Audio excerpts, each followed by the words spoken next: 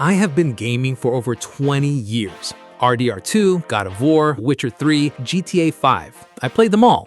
Those games are legendary, and nobody is taking that away. But at some point, you start craving something fresh, something from right now that actually feels alive and exciting. So I went deep into 2024 and 2025, and honestly, what I found surprised me. If you are sitting there wondering what is actually worth playing right now, this video is for you. These are the games I personally played and enjoyed the most. No fluff, just straight up, honest picks. Let's get into it. Clair Obscur Expedition 33.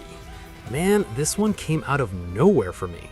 I booted it up not really knowing what to expect, and within the first hour, I was completely locked in. The combat in this game is something else. It is turn-based, but not in the boring way you're probably thinking. There's this real-time dodge and parry system mixed into every single turn. So you're never just sitting there pressing buttons on a menu. You are active the whole time, timing your blocks, countering attacks, and when you nail a perfect parry on a tough enemy, that feeling is unreal. The world they built here is gorgeous. Like, visually, this game has no right looking this good for the studio that made it. Sandfall Interactive, a small French studio, made this their first game, and it plays like something a veteran studio spent a decade perfecting. Now, the story, okay, so the story hits in ways I was not prepared for. Every year, a mysterious figure called the Paintress wakes up and paints a number, and everyone who matches that age just disappears, gone. The entire expedition is humanity's last desperate attempt to stop her. The weight of that concept just sits with you the whole time you're playing. Look, straight up, this is one of the most surprising gaming experiences I've had in years. If you like RPGs even a little bit, you owe it to yourself to play this one. Do not sleep on it.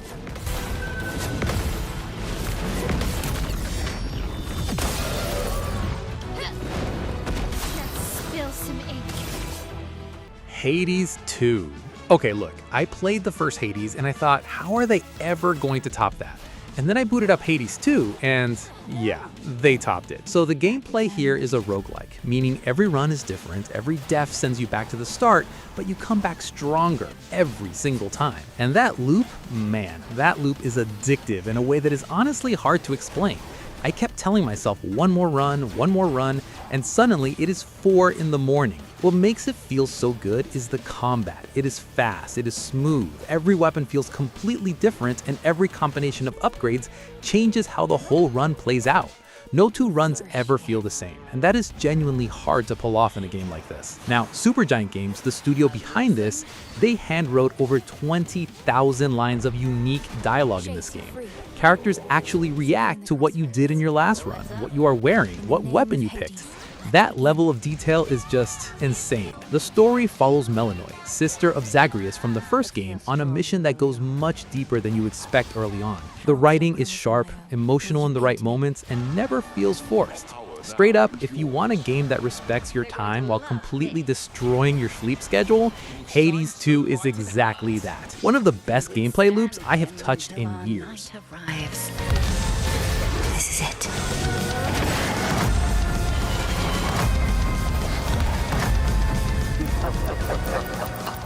Final Fantasy VII Rebirth. Look, I grew up hearing about how legendary the original FF7 was, and when Rebirth dropped, straight up, it delivered in ways I did not see coming.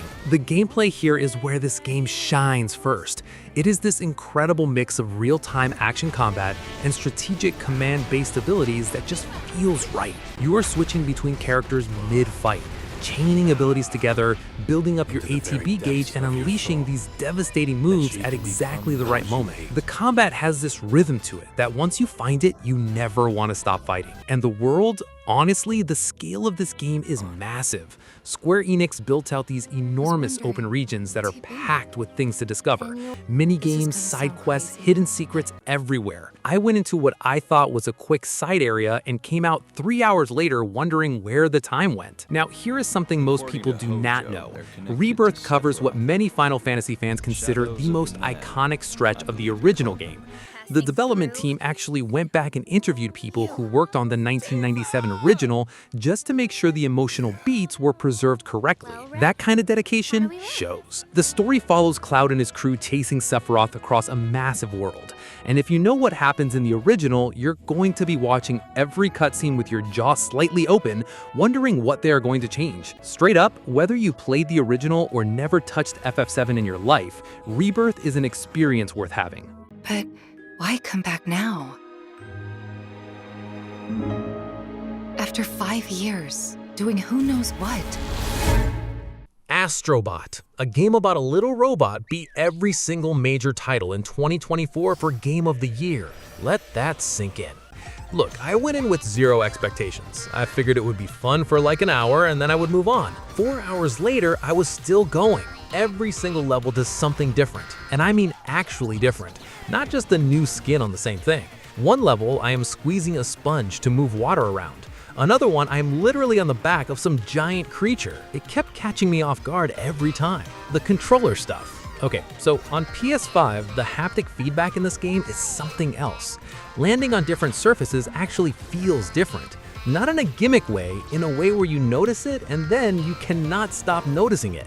Oh, and there are 150 plus hidden characters in this game, PlayStation references going all the way back to PS1.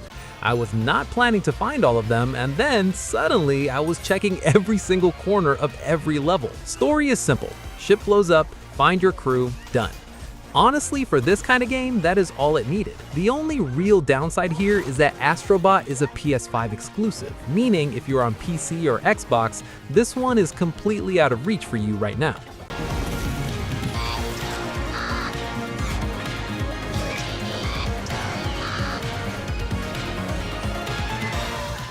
Split Fiction. Look, I am just gonna be honest, I did not expect a co-op game to make this list, but here we are. This game grabbed me from the first level and did not let go. One minute you're in this sleek sci-fi world, the next you're in a full-on fantasy setting with dragons and magic. It keeps switching, keeps evolving, and somehow it never feels jarring. It just works. The gameplay is built entirely around 2 players. Every mechanic, every puzzle, every section requires actual coordination with your partner. You cannot carry someone through this one. Both players have to be locked in at all times. And that makes every moment feel earned. And the best part? The entire game can be played with a friend who does not even own a copy. Full crossplay, full experience, no extra purchase needed. Hazel Light Studios, the team behind this, has never made a solo game in their entire existence. Every single title they have released has been co-op only. It Takes Two, A Way Out, and now Split Fiction. That is a studio that knows exactly what it's doing in this space. The story follows 2 writers who get trapped inside their own fictional worlds, a sci-fi story and a fantasy story, fighting through both just to escape. It sounds simple, but the way the 2 stories start bleeding into each other, the character moments, it hits harder than you expect going in. Straight up, if you have a friend to play this with, this is the one right now.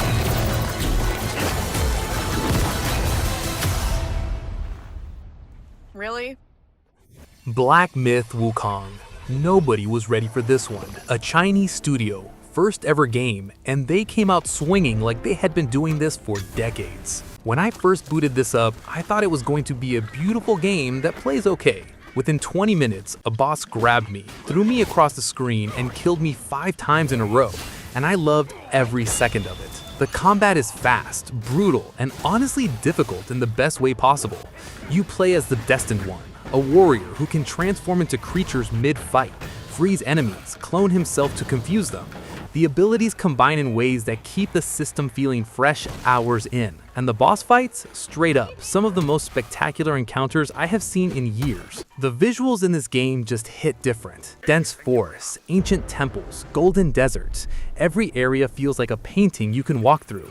I caught myself stopping mid-run just to look around. Game Science built their entire engine just to handle this world, and it shows in every single frame. The story is based on Journey to the West, but takes place after that journey ends, exploring what happened once it was all over. Most people do not know that going in, and it makes the whole thing hit differently. This game was a moment.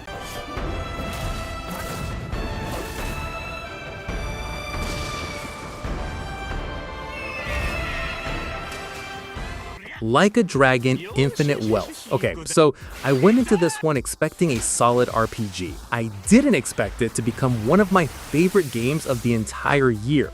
This game is set in Hawaii, and straight up, the moment I landed in that world, I just wanted to explore everything. The map is packed. Beach towns, city streets, hidden spots everywhere.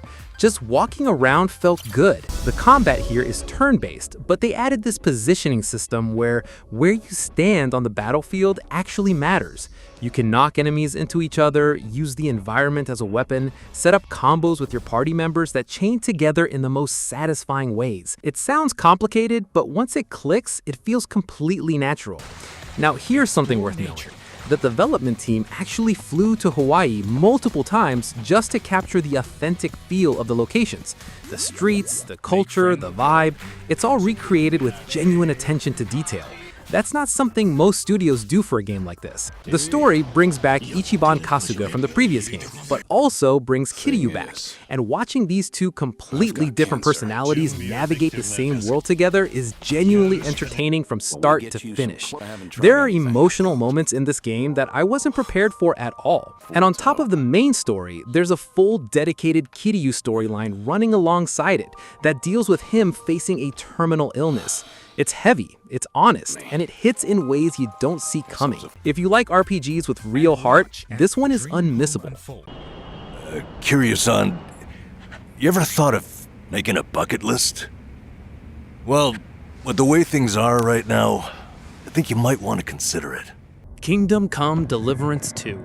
Straight up, this game is not for everyone, and that is exactly why I loved it. There are no magic spells, no dragons, no fantasy elements. This is medieval Europe in the year 1403. Castles, dirt roads, knights, and absolutely no handholding. As real and grounded as an open-world RPG gets. You play as Henry, a blacksmith's son trying to survive in a world that doesn't care about you at all. And when I say survive, I mean it. Early on, I got beaten up by random bandits on a road and had to limp back to the nearest village. That kind of game. The combat system here is genuinely unlike anything else out there. It's this directional sword fighting system, where every swing, every block, every counter has to be timed and aimed correctly. It takes time to get your head around, but once it clicks, it feels more satisfying than almost any action game I've played. Now, here's something fascinating. Warhorse Studios actually hired real medieval historians and combat experts to consult on this game. The sword fighting techniques are based on actual historical manuscripts from the 1400s. You're literally learning real medieval combat while playing. The map is massive, over 100 square miles of handcrafted open world with no filler. Every village has its own people, its own story, its own problems. This is the kind of game that rewards patience. If you stick with it past the first few hours, it grabs you and doesn't let go.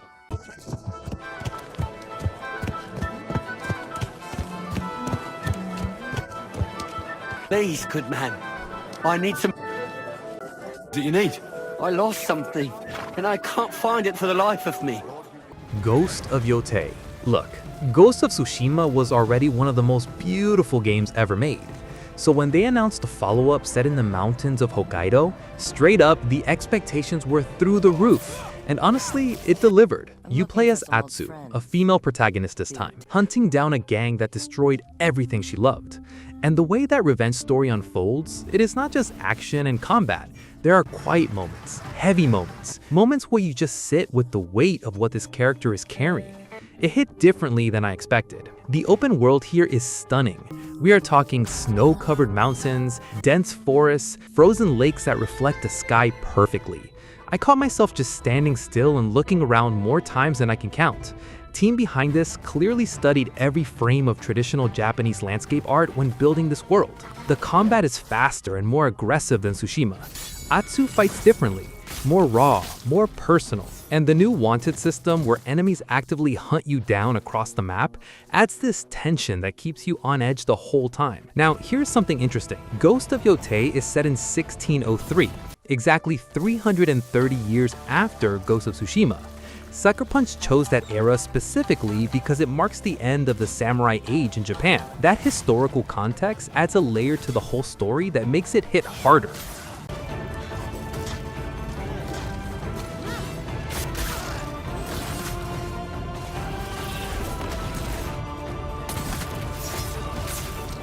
Death Stranding 2 on the beach. Okay, look, Death Stranding 2 is not a game for everybody. I'm just gonna say that up front. This is a Hideo Kojima game, which means it is weird, it is deep, and it is unlike anything else you will play this year. You are a courier in a broken world, connecting isolated settlements by physically carrying cargo across brutal terrain. Mountains, rivers, rough weather. Every delivery feels like an actual accomplishment. And I know that sounds boring on paper, but there is something genuinely satisfying about building routes, setting up infrastructure, and watching a dead world slowly come back to life because of what you did. What changed from the first game is the combat is now a real option. More weapons, more tools, more ways to handle the enemies that come after you.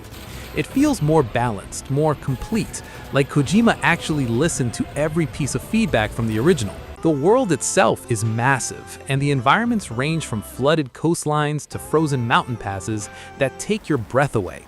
I found myself taking my time on deliveries just to soak in the scenery. Here's something most people don't know. Kojima built an entirely new engine for this game just to simulate realistic rope and strand physics. Something that sounds deeply technical, but when you're playing it, you feel it in every single movement and interaction. Strange, cinematic, unforgettable. If you have patience for something truly different, this one rewards you in ways most games never will.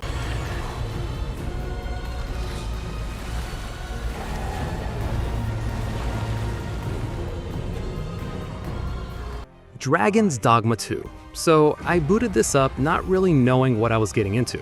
Knew it was a big deal, knew people waited like 12 years for it, but I went in pretty cold. First hour was rough. Didn't understand the systems, kept dying, almost quit twice. Then a griffin showed up, and without even thinking, I just grabbed onto it, started climbing up its body while it was trying to fly away.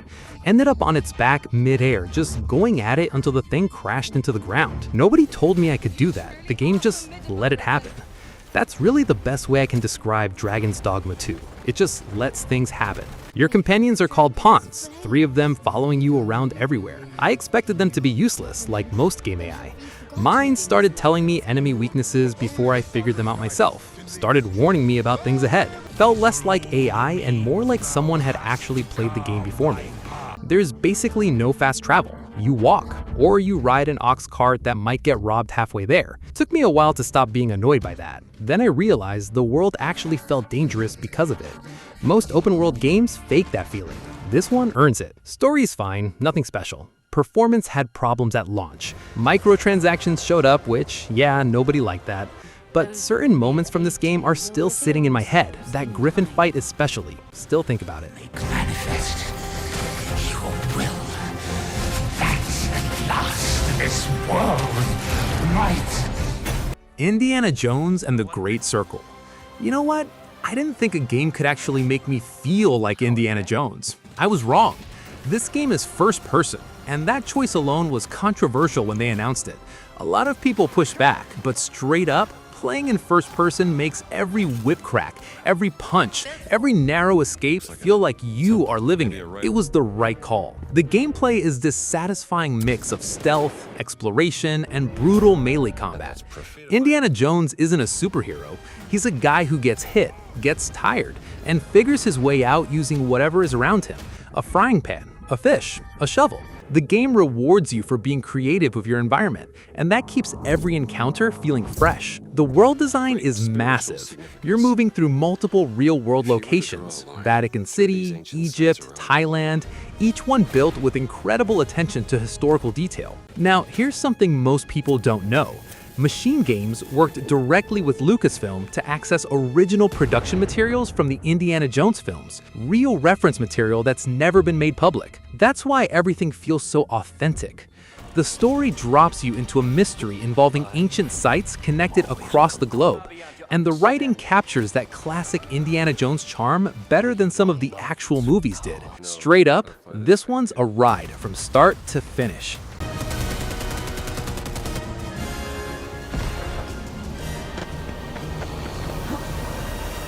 Stalker 2: Heart of Chernobyl. When this dropped, the internet was split. Half the people were saying it's a masterpiece, other half were complaining about bugs and performance. I get it, both sides have a point. But here's my take after actually sitting with it. The Zone, And if you don't know what that means yet, you will. It's the Chernobyl exclusion zone, and it is not a friendly place. You show up as Skiff with basically nothing, and the game just throws you in. Doesn't hold your hand, doesn't explain everything. You figure it out or you die. Simple as that. And you will die, repeatedly. Sometimes from enemies, sometimes from anomalies you didn't even see, sometimes from a decision you made 20 minutes ago finally catching up with you. What I didn't expect was how much the atmosphere would get to me. There's something genuinely unsettling about the way the zone is built. Quiet areas that don't feel quiet, buildings that feel like something just left them. I caught myself slowing down just to look around, and that doesn't happen often. Buggy at launch? Yeah, for sure. Still has rough edges, but underneath all that, there's a game that feels unlike anything else I played this year.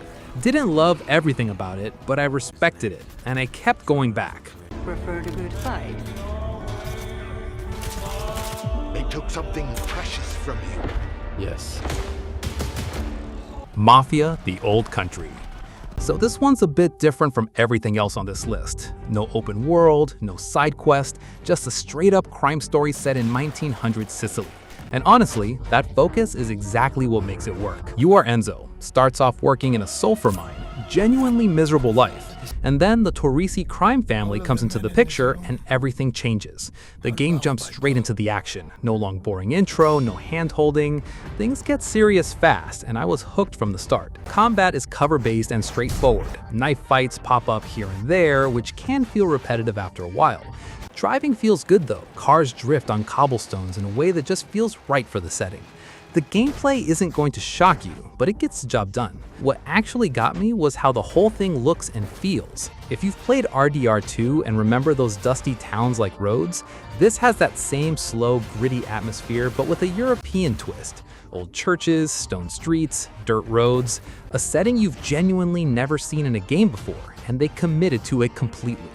Story is predictable in some parts, I won't pretend otherwise. You can see certain things coming from miles away, but the characters are good enough that you stay invested anyway. Critics were mixed on this one. Some loved it, some thought the gameplay felt a little old-fashioned compared to modern games. Both are valid, honestly. For me personally, sometimes I just want a game that tells me a good story and then lets me go.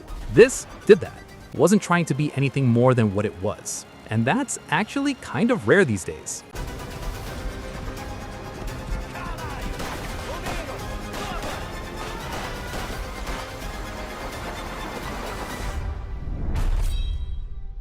And that is it. Look, every game here earns its spot in my opinion, but I know not everybody's gonna agree, and honestly, that is what makes this fun. So here's what I wanna know. Drop it in the comments right now. Which game on this list do you think does not deserve to be here? And which game did I completely sleep on that should have made the cut? I'll be down there reading every single one. If this helped you find even one game worth playing, hit that like button. It takes 1 second and it means everything. And if you want more honest gaming content with no fluff, subscribe. Now my controller's calling me. I'll see you in the next one.